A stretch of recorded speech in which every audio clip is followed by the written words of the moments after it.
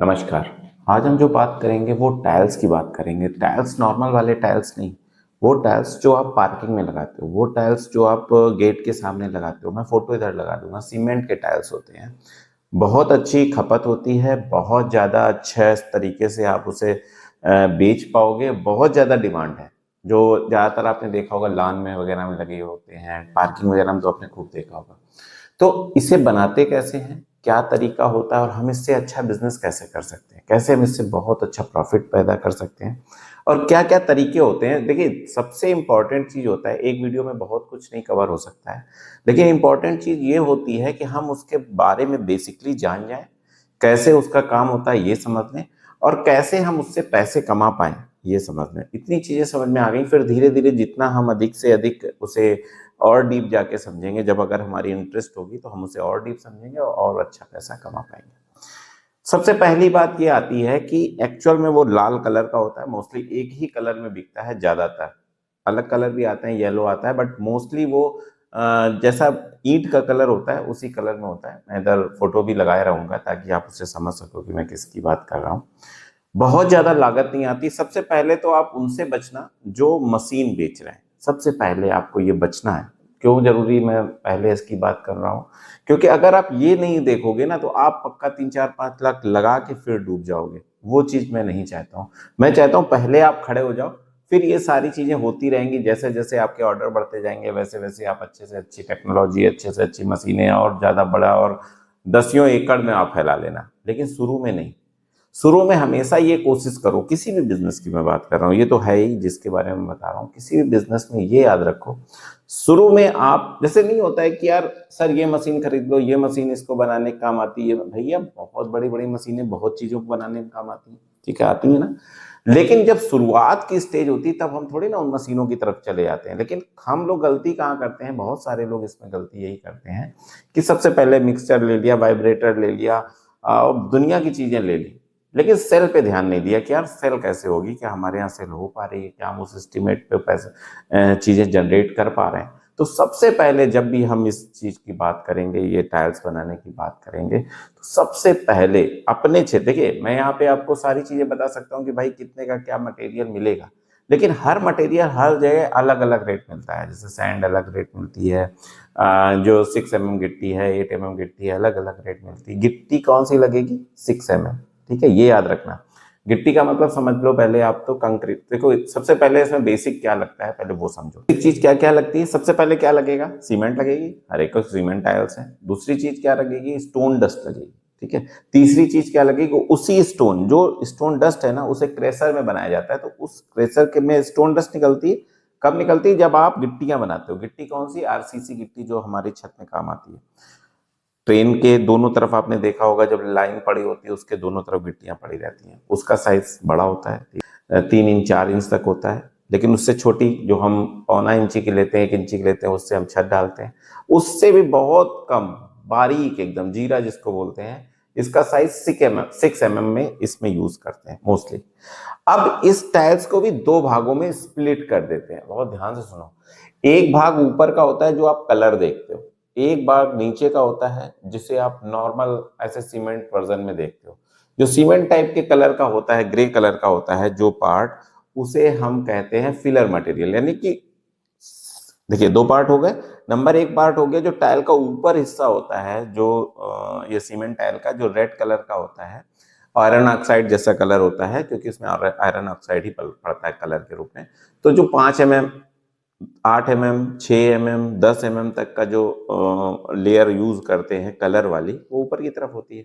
और पीछे की तरफ क्या होती है, सीमेंट की तरह होता है, जो सीमेंट का ही फिलर होता है। तो इसे बनाने के लिए, इस जब हम इसे बनाते हैं तो सबसे पहले क्या है, जब कोई चीज टाइल्स बनाएंगे या जो हम चीज बना रहे हैं, टाइल्स बना रहे हैं, उसके लिए सबसे पहले क्या यूज करेंगे, सबसे पहले मोल्ड यूज करेंगे। मोल्ड क्या होता है, सांचा, जिसे देसी भाषा में हम बोल देंगे सांचे का यूज करेंगे। तो सांचा क्या होगा, 1x1 का। हमेशा टाइल्स ये जो होते हैं, जो पार्किंग टाइल्स हैं, लगभग 1x1 के होते हैं, बड़े भी हो सकते हैं लेकिन मोस्टली बिकने वाले 1x1 के होते हैं। तो हम 1x1 का क्या लाएंगे, सबसे पहले सांचा लाएंगे। पहले मशीनों के चक्कर में नहीं पड़ना, पहले आप समझो कि क्या हो रहा है, कितने रुपए का रेट निकल रहा है आपके क्षेत्र में, कितने रुपए का बिक रहा है और फिर किस तरीके से उसका प्रॉफिट हो सकता है। सांचा लाते हैं सबसे पहले, ठीक है। साचा ये सिलिकॉन का होता है, प्लास्टिक का भी हो सकता है, but mostly silicon plastic mix करके आता है, वो बनता है साचा 1 by 1 का, आसानी से मिल जाएगा आपके क्षेत्र। इसके बाद क्या करते हैं, उसके ऊपर हम क्या लगाते हैं, सबसे पहले ऑयल का यूज करते हैं ताकि इजीली निकल आए, है ना। किस चीज का यूज करते हैं, ऑयल का यूज करते हैं। मैं देखो ये सारी बातें मैं समझा रहा हूं, बता रहा हूं, लेकिन ये सारी बातें जैसे ही आप किसी कारीगर को लाओगे ना, तो आपको नहीं समझनी। जैसे मान लो मकान बनाने की बात आ रही है कि यार छत पे इतने बाई इतने का मसाला है, ये यहाँ पे इतने बाई इतने का है, ईंटें इतनी लगेंगी, ऐसा लगेंगी, ये सारी चीजें आप छोटा मोटा डाल जानते हो ना। लेकिन उसके बाद जब मिस्त्री आता है तो वो सारी बातें आपको बता देता है, सर ऐसे होगा, ऐसे होगा, ये जुगाड़ लग जाएगा, ये यहाँ पे अगर ये चीज की ये कर दे, ये सारी जुगाड़ आती है। तो अभी मैं आपको बेसिक चीजें ये समझा रहा हूं ताकि आप वो चीज करने की हिम्मत कर सको, ठीक है। इसके बाद जब आप मिस्त्री ले आओगे ना, जो बनाने वाला है, जो कारीगर लाओगे ना, वो आपको और डिटेल में बता देगा। फिर आपको ये सारी चीजों की जरूरत नहीं होगी। बस आप एक चीज याद रखो कि कैसे उसका एस्टिमेट निकालेंगे, है ना। तो ये सारी चीज, अब मिस्त्री कैसे लाओगे वो भी मैं समझाता हूँ। देखो मिस्त्री लाने की बात आएगी, जब भी मिस्त्री लाने की बात आएगी तो आप अपने क्षेत्र में, मोटरसाइकिल या कार से घूमिए जहां ये ब्रिक्स बन रही हैं, है ना, टाइल्स वाली ब्रिक्स बन रही हैं, या ये जो डिजाइनर टाइल्स आती हैं जिसको हम इंटरलॉकिंग टाइल्स बोलते हैं, वो जहां बन रही हैं, वहां किसी भी मिस्त्री से बात कर लोगे। उसके रिलेशन में बहुत सारे मिस्त्री होते हैं, ठीक है। बहुत ज्यादा घबराने की जरूरत नहीं है, बहुत सारे मिस्त्री होते हैं, वो आपको बता देगा। बस मिस्त्री आ गया आपके पास, आपका काम चल निकला। बाकी फिर दूसरी चीज होती है सेल की, लेकिन जो ये चीज जो मैं समझा रहा हूँ ये आसानी से आपको वो बता जाएगा, क्योंकि वो इसीलिए आया है ना। वो सारी टेक्निक्स और ट्रिक्स आपको समझाएगा। अब क्या हुआ, फिर भी मैं आपको समझाता हूँ। उसमें क्या किया आपने, मोल्ड में क्या किया आपने, ऑयल लगा लिया। ऑयल लगाने के बाद हम क्या करते हैं, ऑयल लगाने के बाद दो तरीके का मटेरियल तैयार करते हैं। एक तरीके का मटेरियल तैयार करते हैं जो हम उसके अपर लेयर पे यूज करते हैं, जो कलर के साथ होता है, ठीक है। और दूसरे लेयर का मटेरियल तैयार करते हैं जो उसे बेस देता है ना। तो सबसे पहले जो अपर, जो उसकी चिकनी सरफेस होती है जिसमें कलर होता है, उसके मटेरियल के लिए क्या करते हैं, उसमें हमने सीमेंट लिया। उसमें स्टोन डस्ट नहीं लेते, इस बात का ध्यान रखते हैं कि उसमें स्टोन डस्ट ना लें। क्यों स्टोन डस्ट नहीं ले, क्योंकि उसका टेक्सचर जो होता है ना ब्राउनिश होता है, जिसकी वजह से वो जब रेडिश में आएगा तो वो उतना अच्छा कलर रिफ्लेक्ट नहीं करता है। तो वहां क्या हम यूज करते हैं, मोस्टली हम वहां पे यूज करते हैं रिवर सैंड। रिवर सैंड क्या होती है, जिसको हम कहीं मोरम बोलते हैं, रेड कलर की जो सैंड आती है जिससे हम घर बनाते हैं ना, उस तरीके की बारीक यूज करते हैं। उससे क्या होता है, क्योंकि वो रेड भी होती है तो वहां पे वो कलर बहुत अच्छा देती है ना। तो ऊपर वाला जो लेयर 5 mm का, अब मैं रेट क्यों नहीं आपको समझा सकता हूं, ये बता रहा हूं क्योंकि बहुत सारी चीजें होती है इसमें। जो लेयर है ना ऊपर की, कोई 5 mm करता है, कोई 3 mm करता है, कोई 8 mm करता है, कोई 10 mm तक करता है। ये क्वालिटी वाइज होती है ना, इसलिए इसमें आपके क्षेत्र में जैसा चल रहा हो उस तरीके से वो मिस्त्री बता देगा, उस तरीके की आपको लेयर यूज करनी होगी। लेकिन बेसिक आपको समझना जरूरी, नहीं तो मतलब ये ना हो कि आपको मिस्त्री बेवकूफ बनाए, है ना, इस बात का ध्यान रखना। अब क्या, ऊपर का आपने आयरन ऑक्साइड, अब सबसे पहले तो सीमेंट ले लिया, मोरम ले ली, आयरन ऑक्साइड ले लिया, और 6 mm की गिट्टी ले ली। 6 mm सबसे बारीक वाली जो जीरा गिट्टी होती है वो हमने ली, और उसको मिक्स करके एक तरफ तैयार कर लिया। अब यहां बात आती है दो चीजों की मिक्सिंग के लिए। एक मिक्सर आता है, एक वाइब्रेटर आता है। वाइब्रेटर टेबल आती है जो वाइब्रेट करते हुए जब आप उसके ऊपर साचा रखोगे तो वाइब्रेट करती है ताकि एक एक पोर उसके भर जाए। तो या तो वो वाइब्रेट करा लो या किसी और तरीके से आप वाइब्रेट करा लो। जैसे भी आपको, स्टार्टिंग फेज में आप ज्यादा कॉस्टली ना जाके ये देखने की कोशिश करना, बनाने की कोशिश करना कि आप कैसे बना पा रहे हो। तो सबसे पहले तो उसका एक लेयर आपने उसको पहले डाला, उसको वाइब्रेट करके एडजस्ट कर दिया, आयरन ऑक्साइड पड़ेगा, और एक चीज पड़ती है हार्डनर। हार्डनर दो तरीके के आते हैं, एक तो नॉर्मल हार्डनर आता है, एक हार्डनर एंड साइन आता है। आपने देखा होगा दो तरीके की टाइल्स होती है। एक टाइल्स ऐसी आपको दिखेगी तो सिर्फ रफ रफ सी है, उसमें कलर है। एक टाइल्स दिखेगी एकदम बेहतरीन, मतलब ग्लो कर रही है ना। तो जो ग्लो करती है उसमें हार्डनर एंड साइनर दोनों डाले जाते हैं, है ना।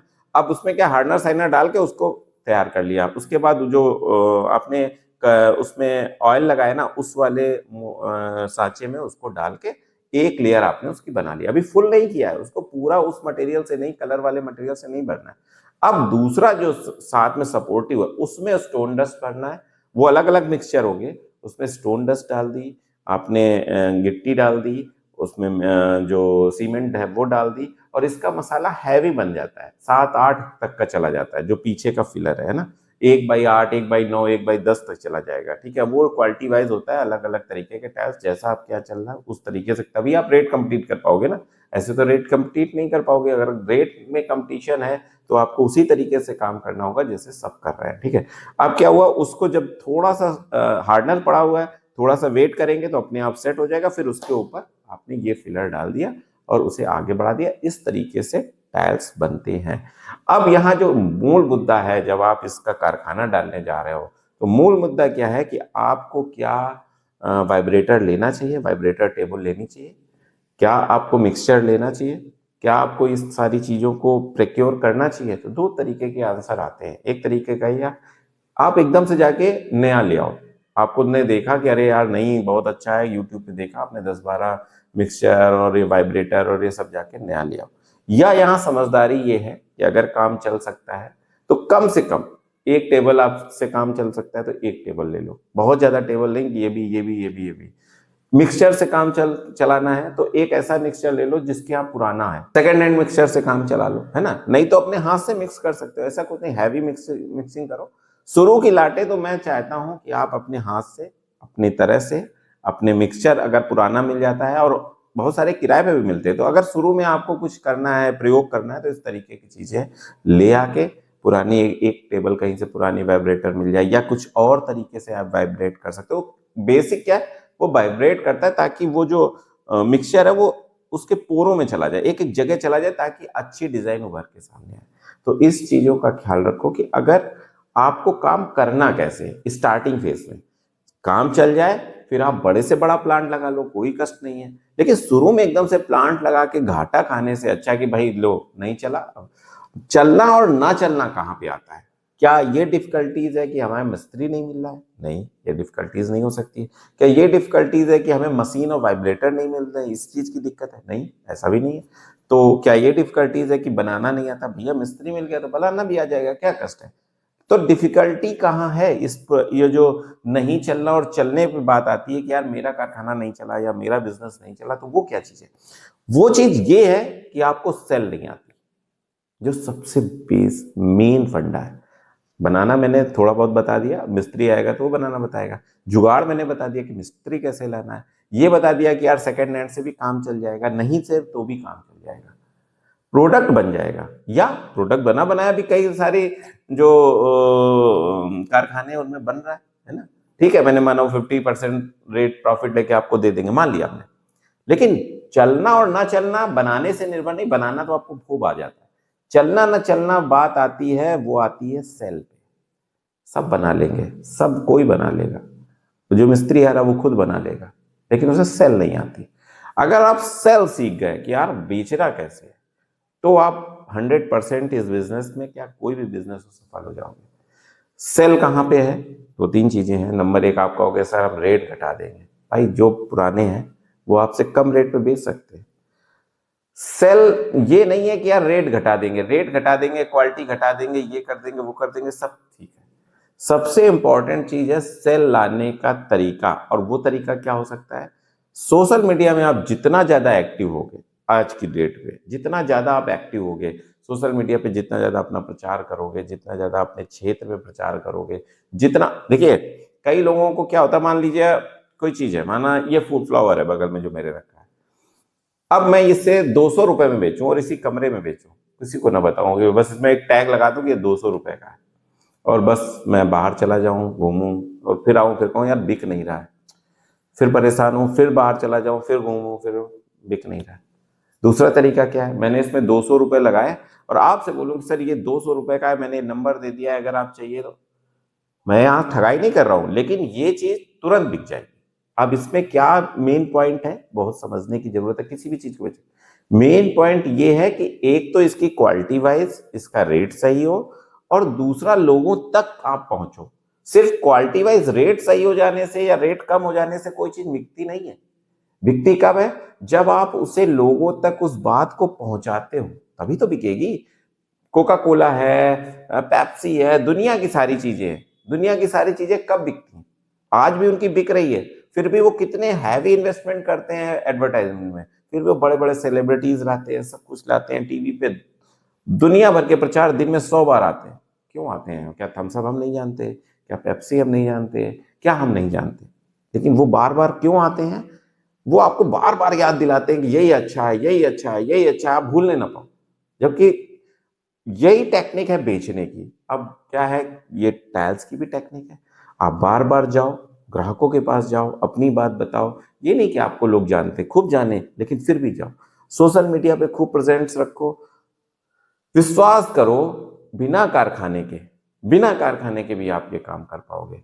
जो बना रहा है ना, अब बात आती है सेकंड, वही मैं जो बताने का इंपॉर्टेंट कोशिश कर रहा था।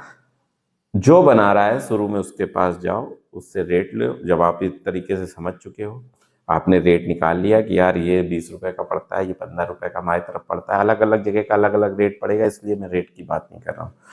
आपने जब जो दुकान पे बिक रहा है उससे 50% पे पड़ता होगा और उससे भी कम पे, ठीक है, इस रेट पे पड़ता है, ये हमसे 10% ले ले, 12% ले ले, 7% ले ले और मुझे दे दे। ठीक, आपने देख लिया ये कारखाना है, ये इस रेट पे बना रहा है और ये हमें इस रेट पे दे रहा है 7% पे। बात कर ली आपने कि हम आपका माल बिकवाएंगे, बात कर ली आपने कि हम आपका माल बिकवाएंगे, ठीक है। इसके बाद आपने प्रचार शुरू किया, आपने इंस्टाग्राम से प्रचार शुरू किया। अब आपको क्या, दो तरीके के ग्राहक मिलेंगे। एक तरीके के वो जो होलसेल में ले रहे हैं, जो दुकानदार हैं, और दूसरे वो जो रिटेल में ले रहे हैं। आपको किसको टारगेट करना है? सबसे पहले आपको टारगेट करना है रिटेल वालों को। क्यों? रिटेल में ज्यादा प्रॉफिट है। आप किससे ले रहे हो? जो फैक्ट्री है, और आप बेच किसको रहे हो? रिटेल वाले को। जो रेट आप, ये समझ लो, फैक्ट्री वाले ने आपको दिया, वो फैक्ट्री वाला दुकानदार को देता है, आपको वो प्रचार कर देना है। आप कहोगे सर फायदा क्या होगा? अरे भाई, आपकी बल्क क्वांटिटी बिकेगी। जब बल्क क्वांटिटी बिकेगी तो आप कहोगे कि सर फिर बनाना पड़ेगा। नहीं, एक यहाँ पे जो मैं आपको एक पावरफुल पॉइंट बताने वाला हूँ वो ये है कि जब आपकी बल्क क्वांटिटी बिकेगी और स्वयं बना रहे होगे ना, माना आप स्वयं बना रहे हो, आपकी बल्क क्वांटिटी बिकने लगी, आपको नई मशीनें लगानी होंगी, नए लेबर लाने होंगे, नई मिस्त्री लाने होंगे, सब कुछ करना होगा, ठीक है। लेकिन अब यहाँ पे अगर आप ट्रेडिंग कर रहे होगे, बल्क क्वांटिटी आई, आपने इससे बात करके ही रखी थी, दूसरे भी कारीगर, दूसरे भी कारखाने, तीसरे कारखाने, चौथे कारखाने, सबके पास फुल ऑर्डर नहीं रहता है और ना रहेगा, ठीक है। आपने उससे बात की, उसका रेट, सबका रेट पता है ना, अब जब उसमें घुस चुके, दूसरे से बात की कि मुझे इतना ऑर्डर चाहिए, ये पकड़ो एडवांस चाहिए। जब आपकी बल्क क्वांटिटी मिले, बिक रही है, आपको कतई फिर आगे कारखाने लगाने की जरूरत नहीं, आप उनसे लेते चले जाओ जितना अच्छे से, जितना। अब इसमें फायदा क्या होता है ये भी मैं बताऊं। जब आपकी बल्क क्वांटिटी बिक रही है, माना कि आपने कारखाना लगा लिया, खूब सारी मशीनें, खूब सारे लेबर, फलाना ढिमाका बस चालू कर दिया, ठीक है। अब क्या होने लगा, अचानक बल्क क्वांटिटी का ऑर्डर खत्म हो गया, कुछ सीजन ऐसा आया, कोई ऐसी बात हुई, 2 4 5 महीने नहीं आया, ऑर्डर कम हो गया। तब आपके साथ ये होगा कि वो सेटअप तो आपका लगा ही है, वो आपके सारे कारीगर, आपके सारे लेबर आपके पास ही हैं, आपका ह्यूज नुकसान होने लगेगा। लेकिन उस ट्रेडिंग के केस में, जब आप एक अच्छे रेट पे जॉब वर्क पे, समझ लीजिए एक तरीके से काम करा रहे होगे, मैं एक नॉर्मल खरीदारी की बात नहीं कर रहा हूँ, मैं ऐसी बात कर रहा हूँ जब जॉब वर्क पे आप काम करा रहे होगे, तो ऐसी स्थिति आएगी तो कोई बात नहीं भाई, हम ऑर्डर नहीं देंगे, बात खत्म हो गई। समझ रहे हो ना, हम ऑर्डर नहीं देंगे, बात खत्म हो गई। और बस आसानी से हमारे काम चल रहे। जब कम टारगेट है तो भी हमारा लॉस नहीं हो रहा है, जब ज्यादा टारगेट है तो हमारे पास कई ऑप्शन है, एक कारखाना, दो कारखाने, चार कारखाने। आईफोन क्यों अपना खुद का कारखाना नहीं लगाता है?